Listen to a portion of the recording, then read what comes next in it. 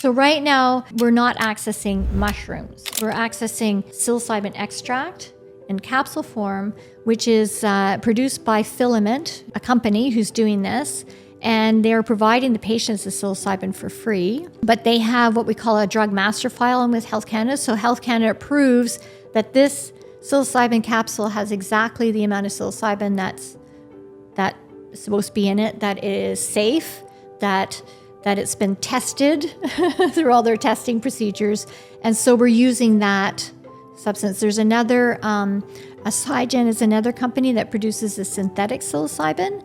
So, and they also are providing it free of charge for patients, to my knowledge. So it was more about Health Canada wants studies because then we can publish our results. We can't do that through special access acquired medicine. Mm-hmm. And there's a lot of reasons for that because the special access program is meant for a doctor, say I'm an oncologist and my patient, I've tried everything on them and they're going to die. And there's a treatment that's not approved yet in Canada, is under clinical trials. I can go to the drug company and say, hey, can I have one dose for my patient or therapy for my one patient? And they'll say, well, we're in the middle of a trial, it's not released in Canada. We don't want, if something goes wrong, we don't want that published, or if something goes, it's going to interfere with our trials, our own trials. So yes, we'll release it to you for special access for your patient, but then you have an obligation to report back to Health Canada what the outcome was with that patient.